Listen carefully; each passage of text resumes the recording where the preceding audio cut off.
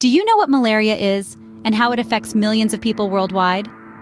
Malaria is a life-threatening disease that's transmitted by mosquitoes infected with parasites.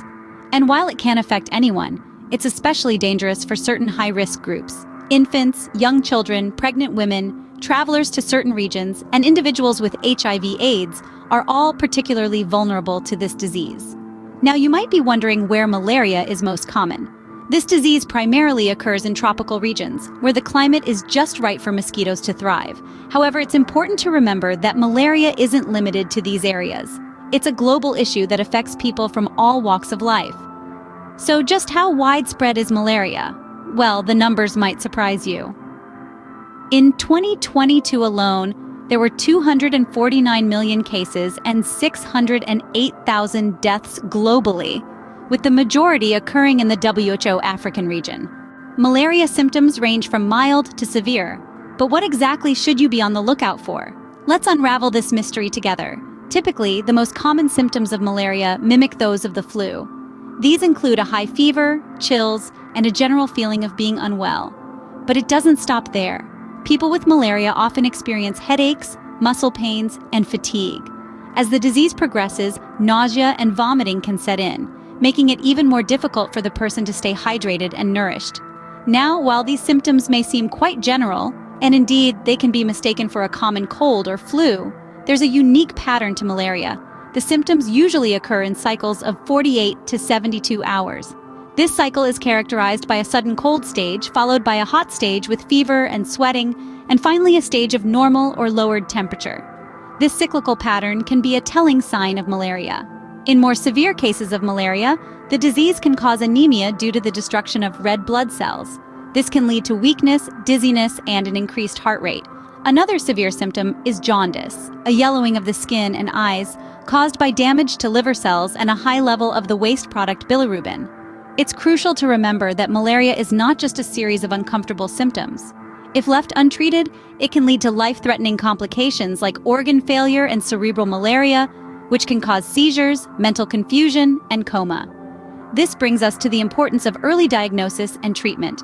The sooner malaria is diagnosed, the better the chances are for a full recovery. If you suspect that you or someone else might have malaria, particularly after traveling to a tropical region, it's important to seek medical attention immediately. So while the symptoms of malaria can vary, being vigilant and proactive about your health can make all the difference. Remember, if you or someone you know is experiencing these symptoms and has recently traveled to a tropical region, seek medical attention immediately. So, how can we prevent and control this deadly disease? Well, the battle against malaria begins with prevention. The first line of defense is to avoid mosquito bites. This can be achieved through the use of insect repellent, bed nets, and protective clothing, particularly during peak mosquito feeding times at dusk and dawn. Now, let's take a deeper dive into the strategies that have shown to be effective in the fight against malaria. The concept of vector control, for example, is a primary way to prevent and reduce malaria transmission. This involves measures to decrease the mosquito population and limit human-mosquito contact. Two forms of vector control are insecticide-treated mosquito nets and indoor residual spraying. Mosquito nets create a protective barrier against mosquitoes if they are used properly and consistently. Indoor residual spraying with insecticides is another powerful way to rapidly reduce malaria transmission. Another key strategy is chemoprophylaxis, which involves taking medication to prevent the disease.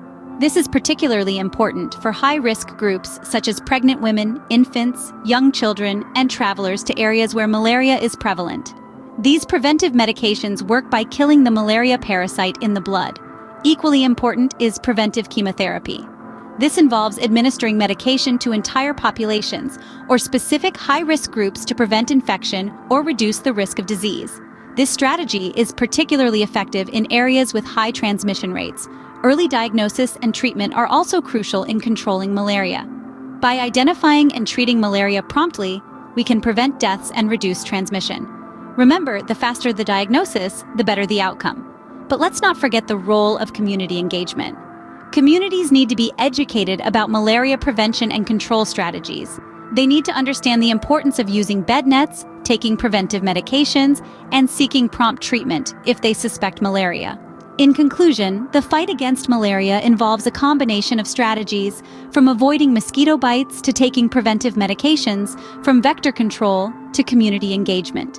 Each one plays a critical role in preventing and controlling this deadly disease. Prevention is always better than cure, especially when it comes to malaria. In the fight against malaria, vaccines play a crucial role. But what are the options?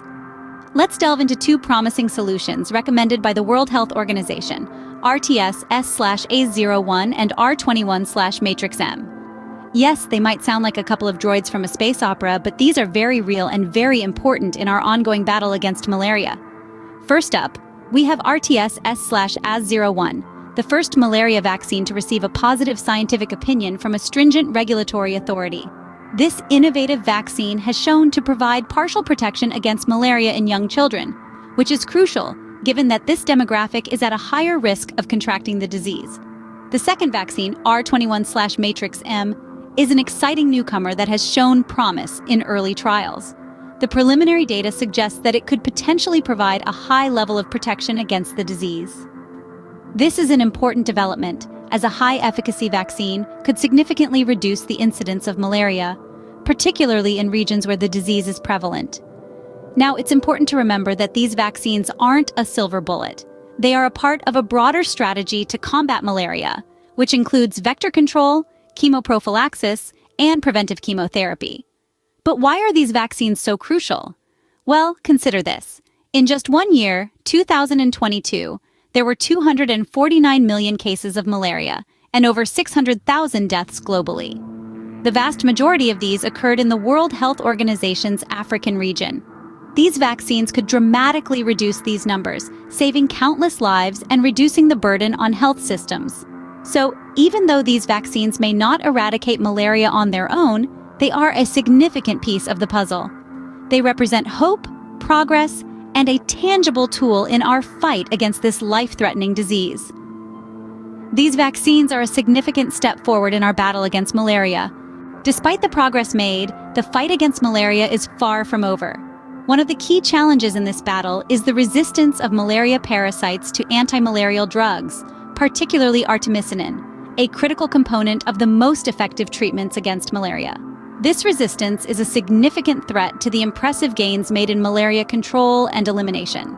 Imagine a battlefield where your most potent weapon suddenly becomes ineffective. That is the situation health professionals and researchers are grappling with as they face the reality of artemisinin resistance. This resistance, first detected in Southeast Asia, threatens to undermine the global progress made against malaria. It's a sobering reminder that the fight against this deadly disease is a dynamic one, constantly demanding new strategies and innovations. But it's not all doom and gloom. There's a silver lining to this cloud. Malaria elimination efforts have been making headway. Since 2015, 12 countries have been certified as malaria-free by the World Health Organization. This is a remarkable achievement highlighting the power of concerted efforts and robust health systems. These victories are worth celebrating, and they serve as beacons of hope, demonstrating that malaria elimination is indeed possible. Yet, the journey doesn't end with these victories. They are milestones, not the final destination. The road to a malaria-free world is paved with challenges, but also with opportunities for innovation and collaboration. The progress made is a testament to the relentless efforts of health workers, researchers, policymakers, and communities worldwide. It's a global effort, a testament to what humanity can achieve when we work together towards a common goal. The fight against malaria is a global effort, and each of us has a part to play in it. So, we've learned a lot about malaria today, haven't we? We began by understanding that malaria is a life-threatening disease transmitted by infected mosquitoes, primarily in tropical regions. The symptoms can range from mild to severe, with certain individuals at higher risk than others. We've also discovered the critical importance of prevention and control strategies. From vector control to chemoprophylaxis and preventive chemotherapy, these strategies play a significant role in reducing the transmission of this deadly disease. The development and use of vaccines, in particular RTS, S/AZ01 and R21/Matrix-M, have proven to be game changers. They offer a glimmer of hope, a step towards a world free from the threat of malaria. However, the journey is far from over. Challenges such as anti-malarial drug resistance loom large, but the progress made in eliminating malaria, with 12 countries being certified as malaria-free since 2015, is indeed promising. Remember, knowledge is power. The more we know about malaria, the better equipped we are to prevent and control it.